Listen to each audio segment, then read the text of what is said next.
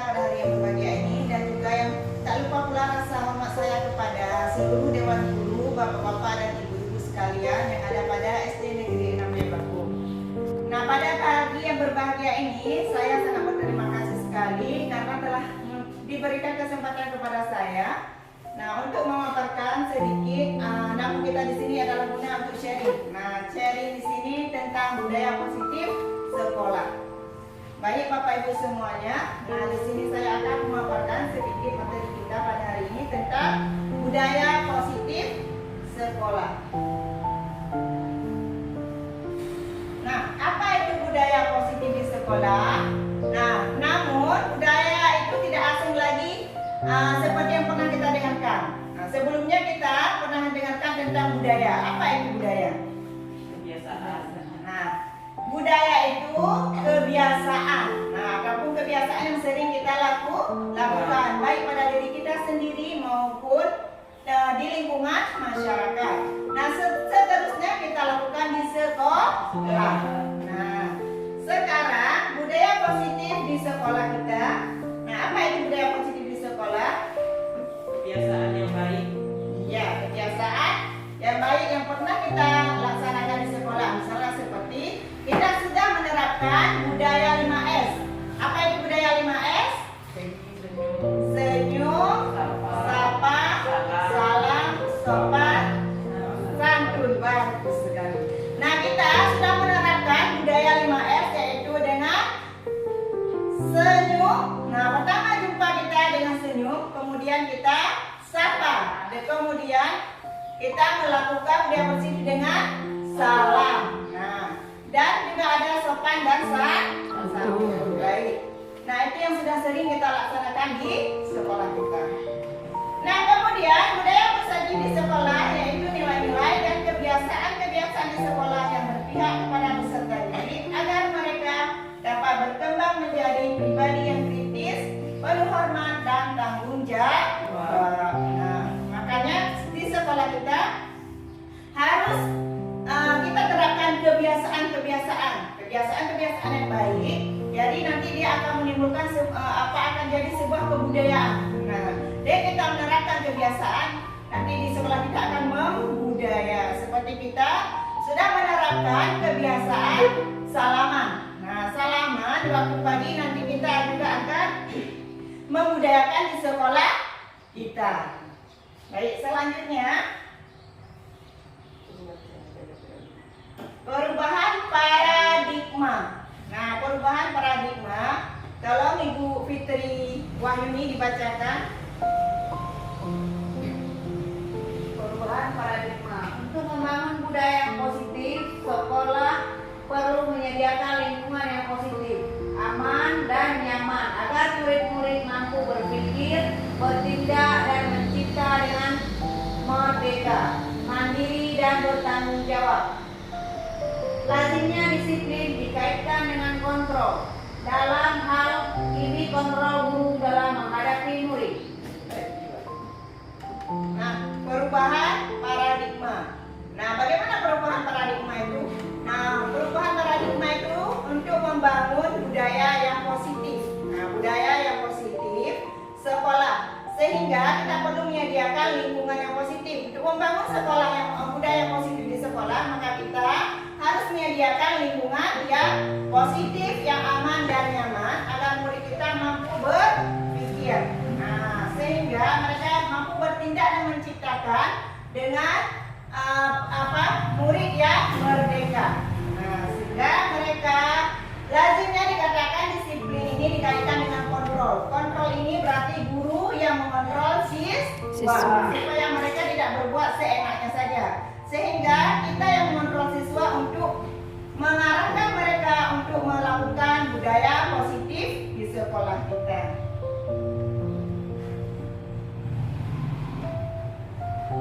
Nah, selanjutnya perubahan paradigma juga untuk membangun budaya yang positif di sekolah. Nah, sama juga seperti yang tadi, dengan menciptakan merdeka, mandiri dan bertanggung jawab kepada anak siswa kita.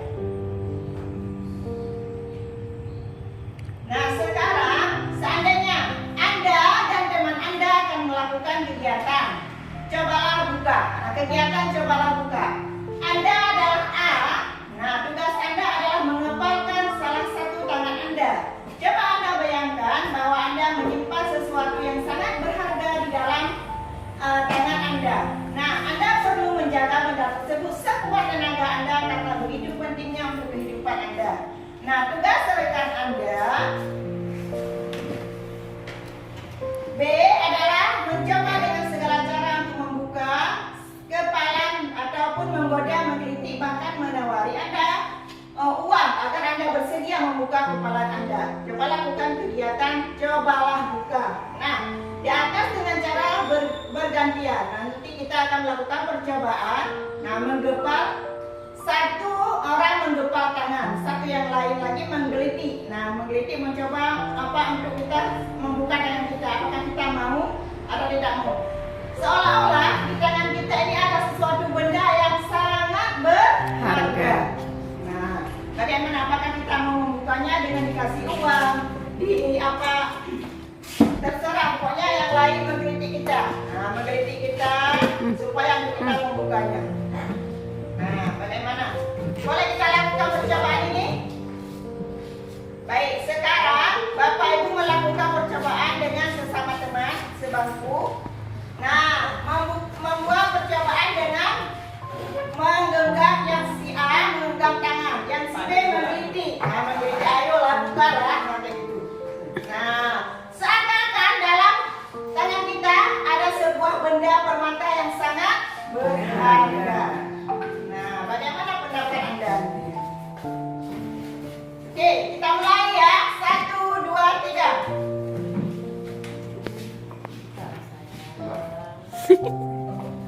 Ayo. Coba rayu sekuat tenaga supaya kawan kalian mau membukanya. Ada apa sih? Buka. Buka. Di depan. Buka. Cantik. Ayo. Sampai mau buka. Buka dong. Makan. Ada apa sih? Oke, Ada yang buka. sudah 30 detik. Nah, pertanyaannya, nah kita panggilkan kepada Ibu Sri Nawati dan Ibu Fitri Wahyuni untuk maju ke depan. Nah, untuk mengungkapkan bagaimana kenapa dia tidak membuka tangannya dan kenapa dia membuka tangannya.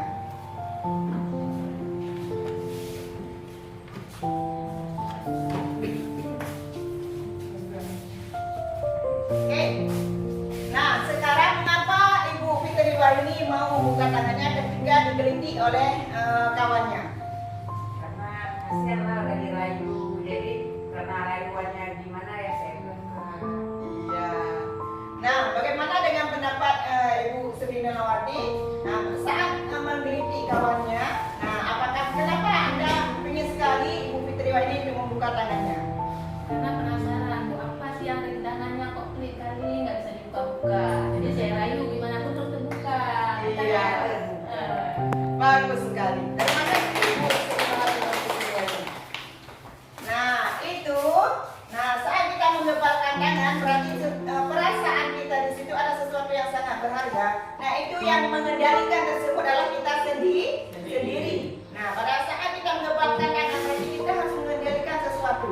Begitu juga kepada siswa kita. Siswa kita yang mengendalikan siswa kita adalah diri kita sendiri. Bagaimana siswa kita dapat menumbuhkan karakter yang baik. Nah, jadi kita sendiri yang mengendalikannya. Baik, selanjutnya. Nah, menurut Ki Hajar Dewantara bahwa tujuan pendidikan yaitu menuntun segala kodrat yang ada pada anak-anak agar mereka dapat mencapai keselamatan dan kebahagiaan yang setinggi-tingginya, baik sebagai manusia maupun sebagai anggota masyarakat. Nah, oleh sebab itu pendidikan itu hanya dapat menuntun, tumbuh atau hidupnya kekuatan kodrat yang ada pada anak-anak agar dapat memperbaiki lakunya, bukan dasarnya hidup dan tumbuhnya kekuatan kodrat anak. Nah, maka oleh karena itu seperti permainan yang tadi, nah kita sendiri yang memegang kontrol atas kepala tangan kita. Apakah kita mau membuka atau menutup kepala tangan kita, itu tergantung pada diri kita masing-masing sesuai dengan kebutuhan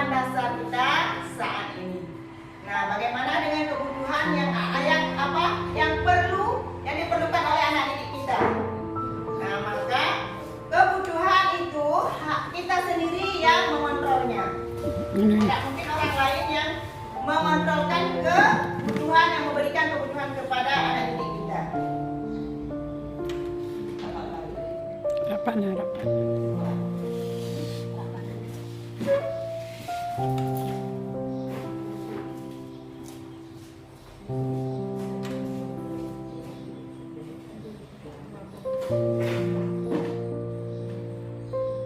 Baik. Nah, Bapak Ibu, tadi kita sudah membicarakan dengan budaya positif. Nah, budaya positif yang sudah sering kita lakukan di sekolah apa saja? Coba, siapa yang mau cuci tangan? Coba sebutkan budaya positif yang sudah sering kita lakukan di sekolah. Iya. Bersalaman, Bu. Iya, bersalaman. Boleh kita bersalaman di waktu pagi hari, kemudian setelah proses pembelajaran. Oke, selanjutnya apa lagi? Kebiasaan yang sudah kita lakukan di sekolah. Buang sampah pada tempatnya. Iya, bagus. Membuang sampah pada tempatnya. Nah, kemudian Bu Fitriani. Nah, apa kebiasaan yang pernah Ibu lakukan? Saat bertemu saling tegur sapa. Iya, jika bertemu saling tegur sapa, ya kan? Nah, jangan kita membelakangi kawan. Oke, selanjutnya Bu Fitri Wayuni. Apa lagi? Kebiasaan yang pernah Ibu terapkan di sekolah.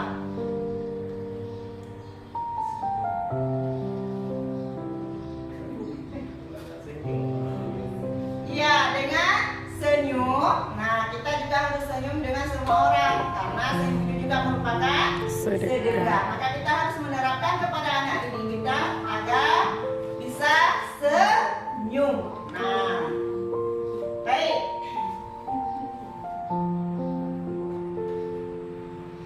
Perubahan paradigma. Oke, tolong dibaca, Ibu. Pak Juliani, tolong dibaca perubahan paradigma teori kontrol ataupun ilusi kontrol. Ilusi konflik. Ya.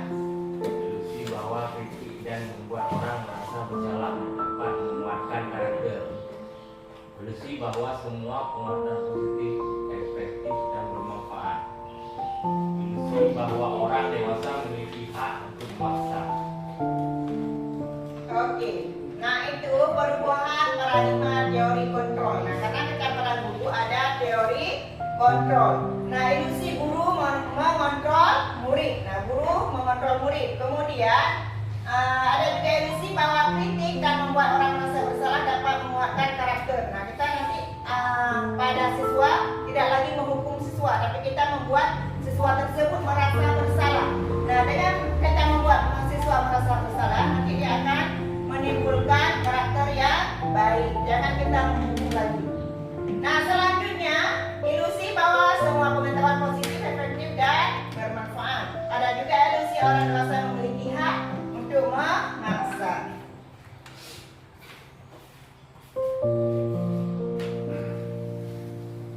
Oke, paradigma stimulus respon teori kontrol. Nah, siapa yang sesungguhnya yang memiliki kontrol?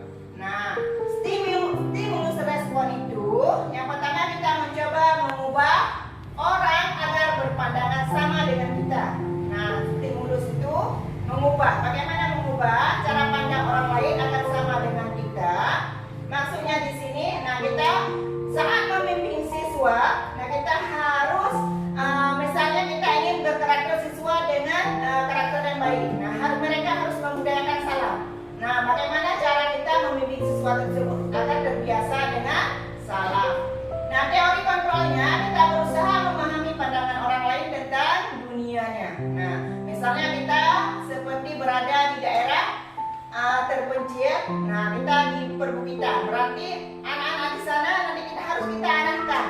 Nah, sedikit demi sedikit harus kita arahkan dengan berkarakter baik. Nah, tadi mereka belum bisa membaca Asmaul Husna. Nah, dengan kita terapkan setiap pagi kita terapkan baca Asmaul Husna, maka mereka akan terbiasa dan mengarahkan kepada kita. Kemudian perilaku buruk dilihat sebagai suatu kesalahan. Dengan teori kontrolnya semua perilaku memiliki tujuan. Nah, si anak yang memiliki perilaku buruk dia juga ada tujuannya tertentu. Nah, makanya nanti kita yang akan mengontrol dia. Kenapa dia berbuat demikian?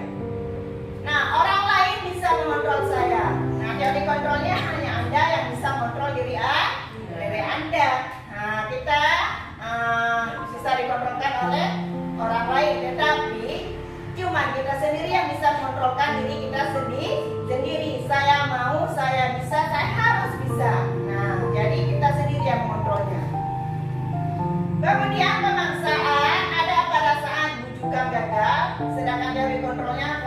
motivasi dan konsensus, menciptakan pilihan-pilihan baru. Model berpikir menang atau kalah, kemudian teori kontrolnya model berpikir menang, ingin terus menang. Nah, ya kan? Stimulusnya kita model berpikir saya ingin menang, tapi kalah, kayaknya kita sudah mundur lagi. Tetapi untuk teori kontrol ini kita harus selalu menang. Kita selalu ingin menang. Kenapa orang bisa sukses? Kita juga harus bisa.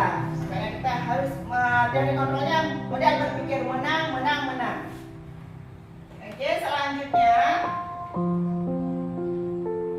Nah, apa makna disiplin? Nah, ada nggak setelah kita terapkan disiplin? Ya. Nah, apa makna dari disiplin? Pak Ruslan? Disiplin itu patuh pada peraturan yang sudah ditetapkan oleh sekolah. Oke, bagus. Disiplin boleh juga peraturan. Kita mematuhi terhadap peraturan yang sudah ditetapkan di sekolah. Oke, kita lihat sekarang. Nah, disiplin adalah kemampuan memerintah diri sendiri dalam mengontrol dan menguasai diri untuk memilih tindakan yang mengacu pada nilai-nilai yang kita hargai dengan penuh tanggung jawab tanpa perintah dari orang lain. Nah, disiplin itu tumbuh dari dasar kita sendiri. Nah, disiplin itu adalah kemampuan memerintah diri kita sendiri. Nah, kita ingin anak kita bisa datang lebih cepat, maka kita sendiri akan datang lebih cepat. Maka disiplin itu kita yang mengontrolnya. Nah, untuk bagaimanapun misalnya tanpa ibu kepala sekolah menyuruh kita untuk datang lebih awal, maka kita sendiri. Nah, ada niat dari kita sendiri untuk datang lebih awal, maka disiplin itu kita sendiri yang mengontrolnya tanpa paksaan dari orang lain.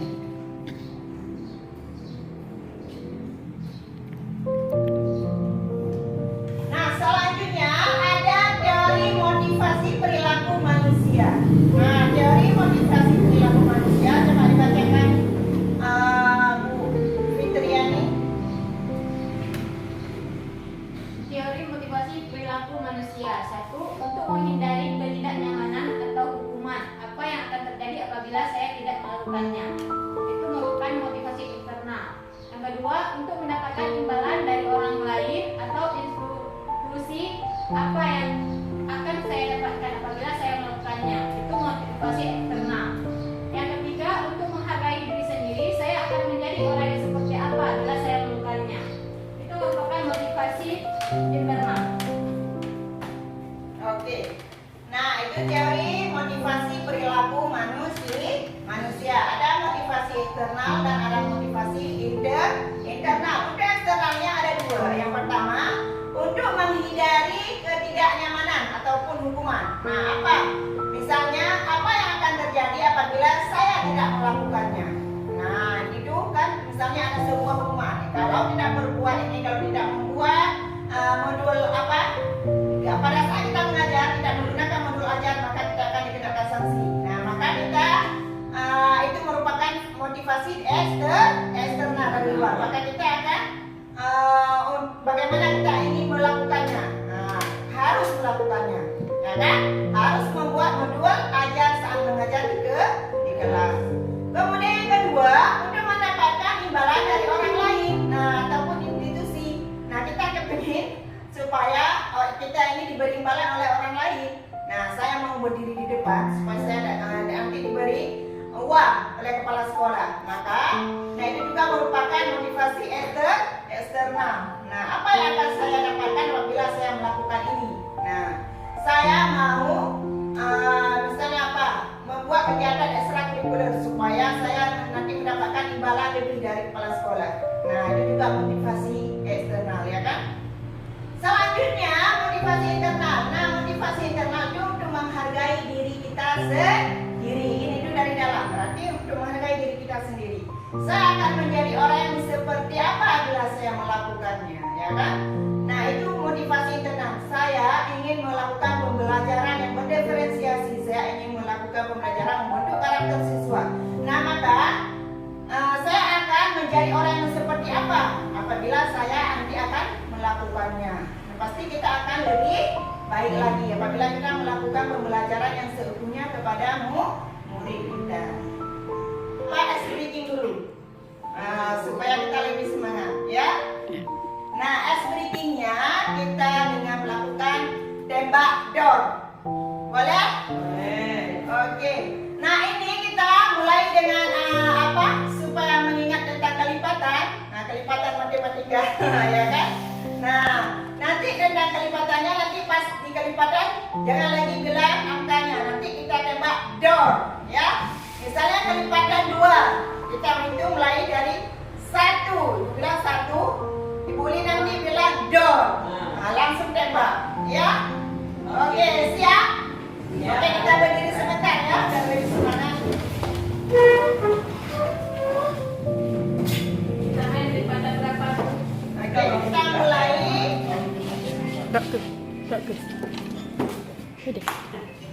Kita mulai dari kelipatan 2. Bisa? Oke. Kita mulai dari Bu Fitri. Ya, dari kelipatan 2.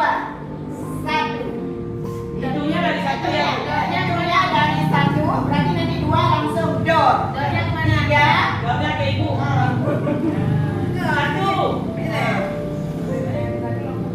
Enggak. Enggak mulai 2. Langsung di kelipatan 2 berarti dor. Setelah 2 apa lagi? 3. Dia 4 Yang dor. keempat dengan jalannya 4 berarti Dor. dor.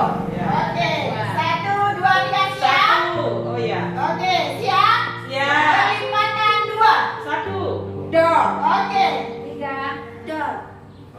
Dor. 5. Dor. Oke, kelipatan 3. 3 terus ya. 1, 2, 1. 2, Dor. 4.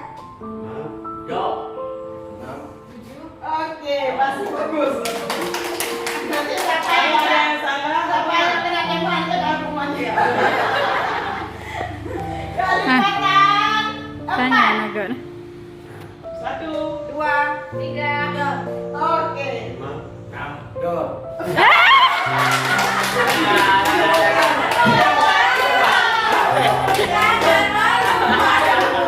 Kalau masih padu,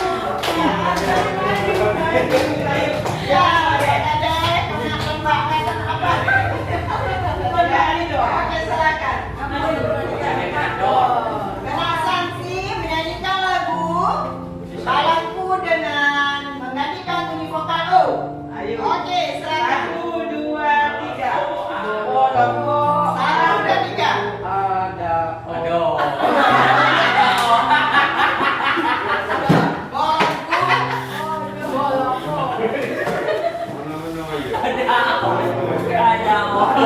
Ganti O.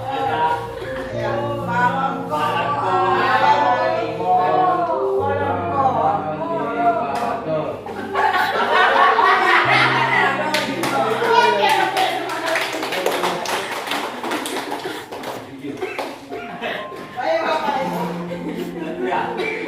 Bagaimana? Kita lanjutkan apa kita selesaikan? Selesaikan. Salah ada yang salah. Kalau dari 1 kenapa nggak harusnya dari 5 berapa? Saya.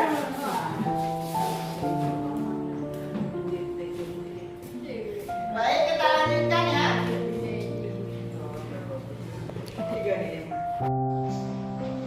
Oke, Bapak Ibu. Nah, tadi kita sudah scraping, pasti kita sudah segar, ya kan? Nah, sekarang kita kembali lagi ke laptop.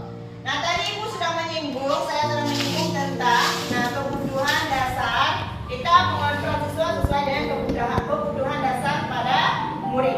Nah, sekarang ada kebutuhan dasar manusia. Nah, yaitu ada kebutuhan dasar dengan kebebasan, kemudian kebutuhan dasar kesenangan, kemudian cinta kasih dan diterima, kemudian ada kebutuhan dasar penguasaan. Nah, itu yang diperlukan oleh murid kita.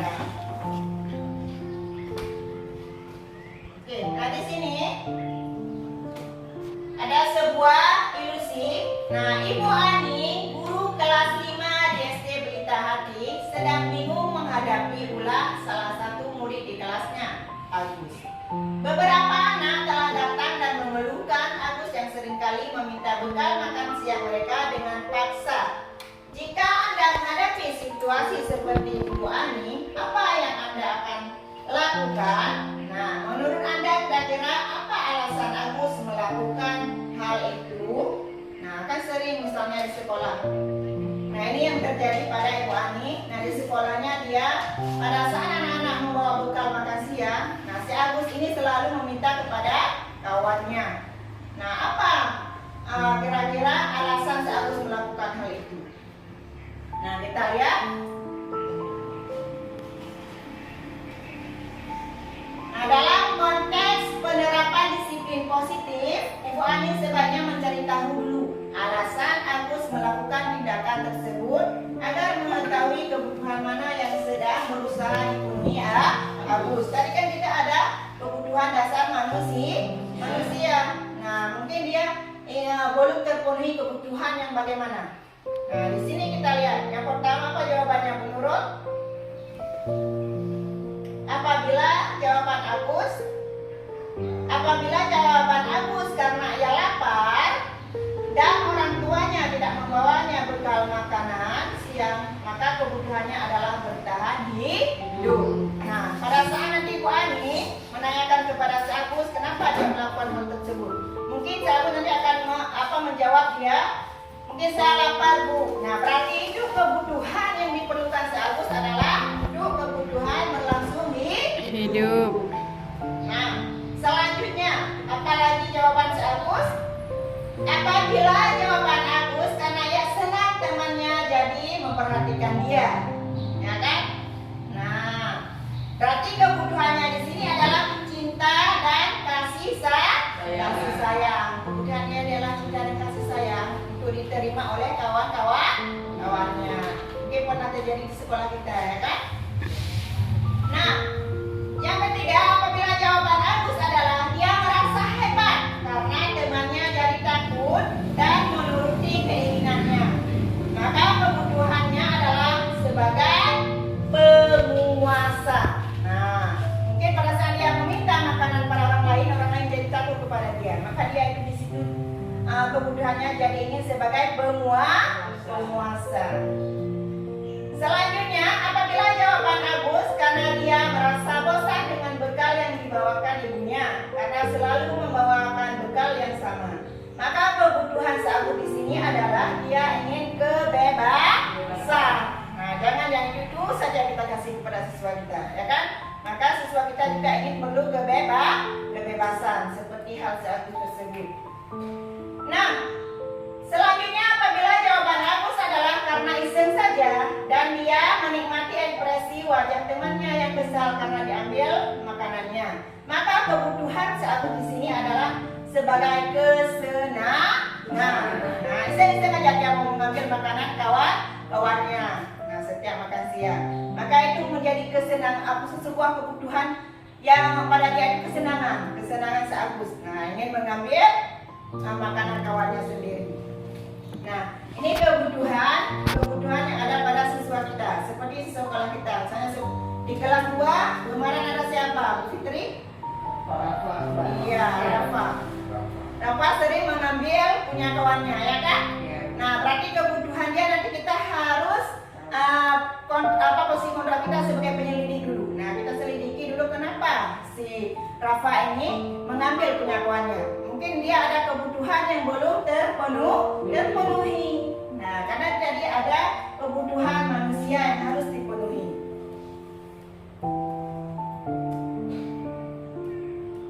Baik, selanjutnya kalau dibaca Bu Selinawati,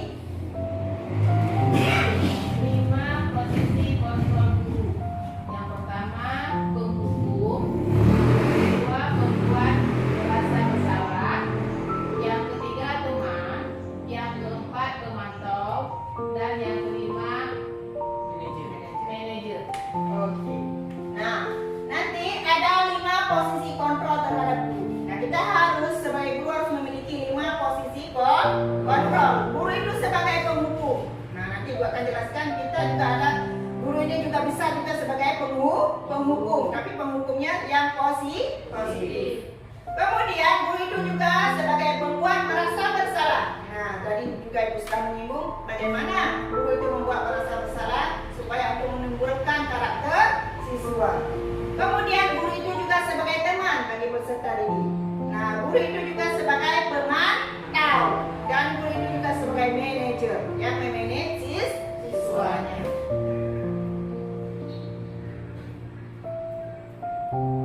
Baik, nah ini merupakan bagian 5 posisi kontrol pada guru.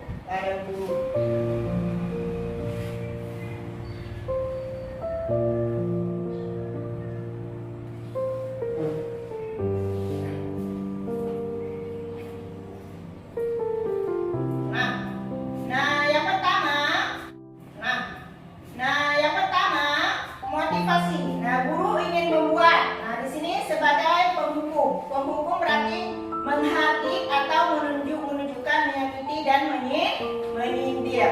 Nah, guru itu berbuat kalau sebagai penghukum, dia ini menghadik siswanya. Misalnya, tidak membuat PR sesuai yang disuruh lari keliling lapangan 7 kali.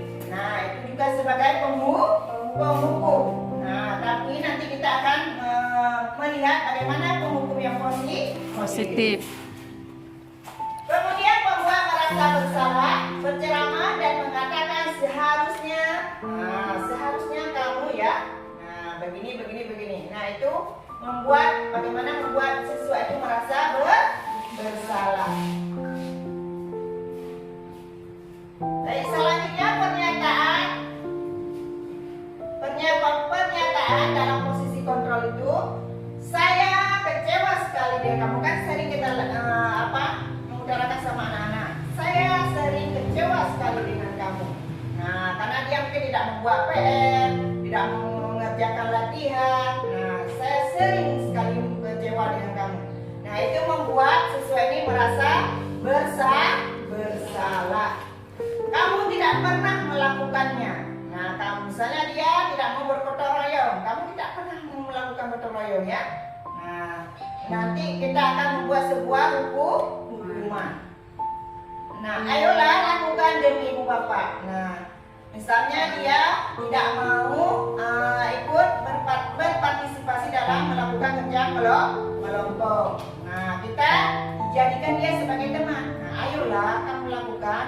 Nah, supaya dia ingin berdiskusi kelompok. Jadi kita yang memilih dia untuk sebagai teman kita. Oke, ada juga sebagai pemantau. Nah, apakah kamu mau mendapatkan stiker bintang hari ini? Nah, kan sering kita bilang pada siswa, siapa yang hari ini mendapatkan nilai yang bagus, maka akan mendapatkan stiker sama ibu. Nah, berarti ini di sini kita sebagai pemantau siswa.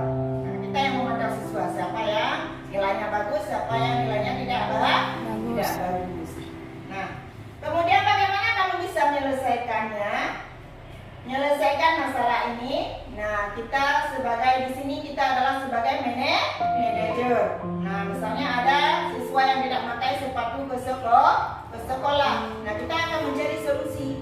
Nah, bagaimana nanti kamu bisa menyelesaikan masalah ini? Kenapa kamu tidak memakai sepatu ke sekolah? Nah, itu merupakan kita sebagai manajer untuk mengarahkan siswa. Kemudian, ada juga kita sebagai penghukum. Nah, kamu selalu yang paling terakhir, kamu selalu yang paling terlambat datang ke sekolah. Nah, nanti kita buat di sini sebagai penghukum.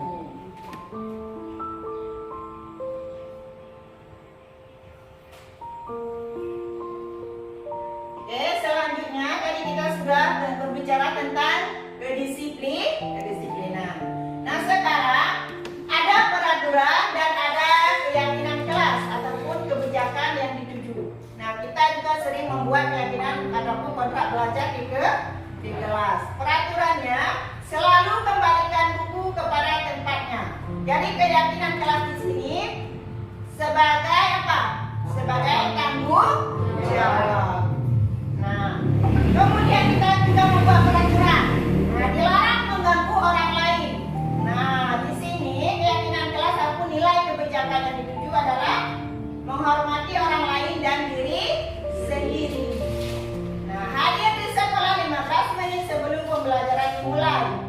Nah, keyakinan kelasnya adalah menghormati orang lain, komitmen pada tujuan. Kemudian dilarang melakukan kekerasan. Sering nggak kita membuat peraturan? Dilarang melakukan kekerasan. Berarti keyakinan kelas di sini adalah untuk keselamatan dan menghormati orang lain. Kemudian peraturannya dilarang menggunakan narkoba. Mungkin para siswa SD masih kurang, nggak ada. Kemudian bergantian atau menunggu giliran. Nah, menghormati orang lain dengan kesabaran. Berarti nilai kebijakannya bergantian ataupun menunggu giliran artinya antrian. Nah, pada saat kita melakukan sesuatu kita harus mengantri, memudahkan budaya antri. Berarti itu menghargai orang lain. Nilai kebijakannya adalah menghargai orang lain. Kemudian peraturannya jangan berlari di kelas atau koridor. Berarti nilai kebajikan di sini adalah keselamatan dan keamanan. Berarti saat kita membuat suatu keyakinan kelas ataupun peraturan di kelas ada nilai kebajikannya.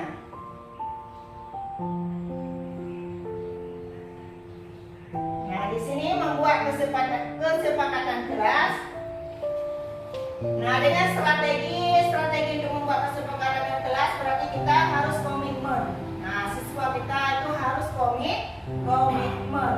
Kemudian tanggung jawab. Nah, pada saat membuat kesepakatan kelas siswa kita juga harus tanggung jawab. Berarti benar ini.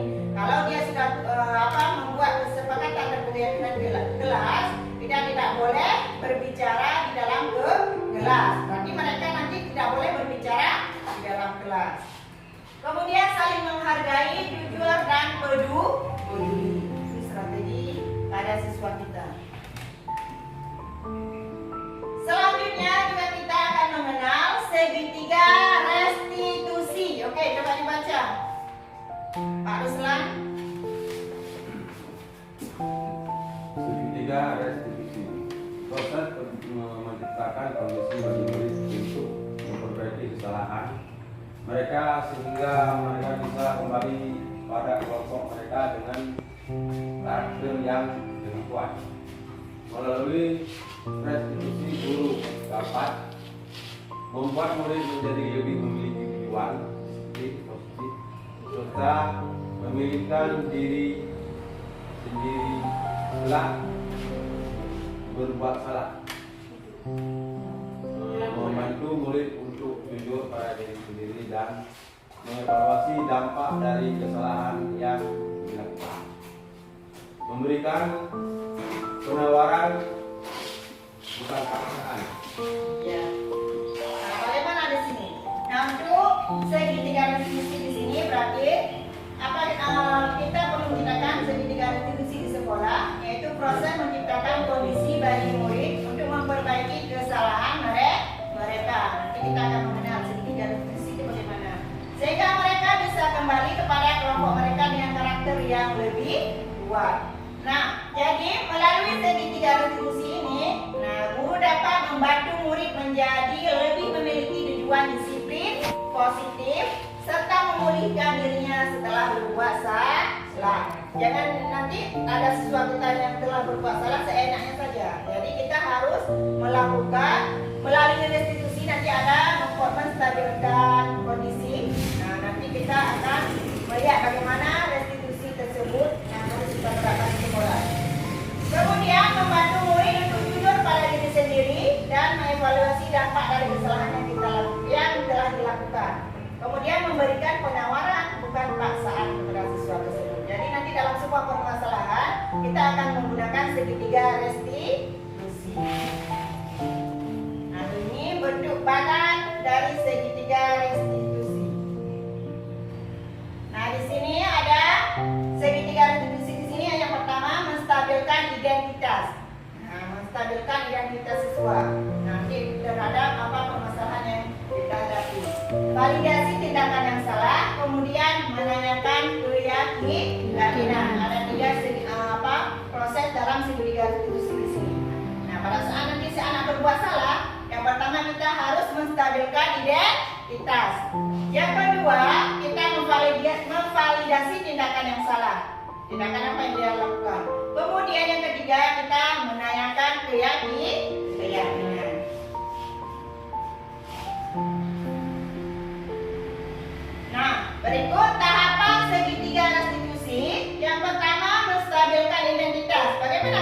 menunjukkan identitas. Berarti berbuat salah itu tidak apa-apa. Ya, yang pertama berbuat salah itu tidak apa-apa. Nanti kita akan menjelaskan kepada anak tersebut. Semua orang pasti tidak ada yang sempurna, pasti ada yang berbuat salah. Maka nanti kita akan menstabilkan identitas. Kemudian tidak ada manusia yang sempurna.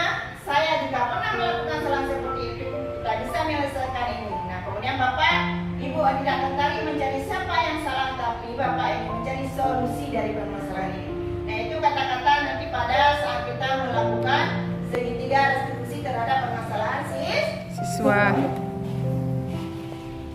Kemudian tahapan validasi tindakan yang salah. Nah, pada saat validasi tindakan yang salah, kita juga bisa mengatakan padahal kamu bisa melakukan yang lebih buruk dari ini ya. Nah, untuk dia merasa Bersalah. Kamu pasti punya alasan mengapa melakukan hal itu. Nah, kemudian kamu patut bangga pada dirimu sendiri karena kamu telah melindungi sesuatu yang penting buatmu. Nah, itu merupakan validasi untuk validasi tindakan yang salah sesuai dengan permasalahan siswa. Nah, kemudian yang ketiga yaitu menanyakan keyakinan. Nah, menanyakan keyakinan apa yang kita percayai sebagai sebagai kelas atau keluarga. Nah, itu untuk meyakinkan siswa tersebut saat sesuai dengan permasalahannya. Apa nilai-nilai umum yang kita telah sepakati? Apa bayangan kita tentang kelas yang ideal? Kamu mau jadi orang yang seperti apa? Nah, itu nanti keyakinan kita, membuat keyakinan siswa terhadap permasalahannya. Baik, sekian. Nah, berikut kita nanti akan melihat video tentang segitiga restitusi, bagaimana cara saat kita melakukan menyelesaikan sebuah permasalahan di sekolah ya.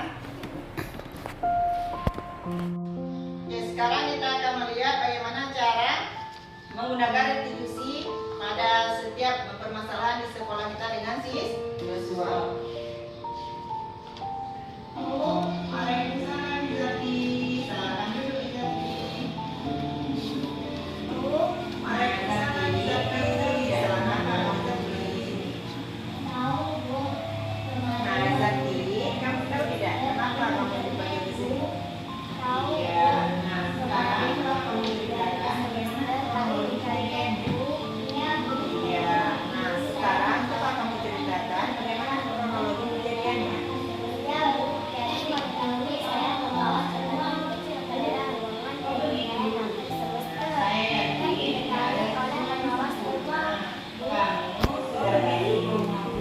Saya yakin tidak ada siswa yang sempurna. Kamu sudah baik mengakui kesalahan yang kamu lakukan. Kamu itu harus menjadi apa ya? Sampai kamu itu harus menjadi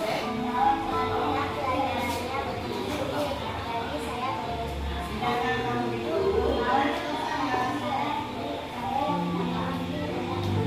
sedangkan kamu itu benar atau salah? Apa yang akan kamu lakukan saat ujian berlangsung? Kedepannya, apa yang akan kamu lakukan saat ujian berlangsung?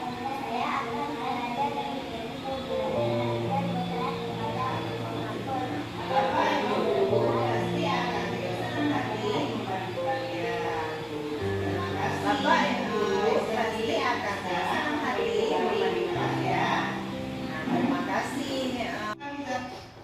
Nah, itu merupakan bagaimana cara kita memvalidasi tindakan siswa, kemudian menstabilitaskan identitas siswa, dan kita juga membuat keyakinan. Nah, berarti kita tidak menghukum secara negatif, kita menghukum secara positif dan membuat keyakinan kepada siswa bagaimana terhadap permasalahan yang telah dilakukannya, ya kan? Nah, begitulah bentuk restitusi yang kita lakukan nanti pada saat kita di dalam kelas menghadapi siswa kita, permasalahan terhadap siswa kita.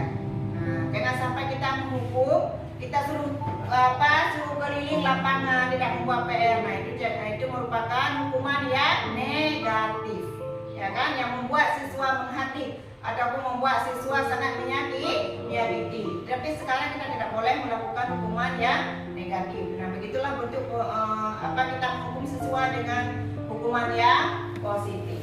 Nah, oke Bapak Ibu, mungkin sampai di sini ada yang ingin ditanyakan? Oke. Saya rasa apa yang telah saya paparkan, insya Allah Bapak Ibu semua sudah dapat memahaminya dan kita nanti akan mampu menerapkan di sekolah kita, ya kan? Nah, baik, cukup sampai di sini saja. Mungkin sharing dari saya. Nah, nanti kita akan lanjutkan di hari yang lain lagi. Baik, saya akhiri. Wabillahi taufiq wal hidayah. Wassalamualaikum warahmatullahi wabarakatuh. Waalaikumsalam warahmatullahi wabarakatuh.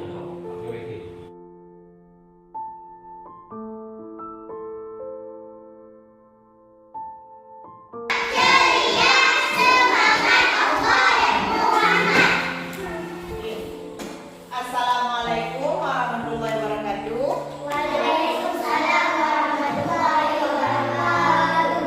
Kurang semangat. Assalamualaikum. Salamnya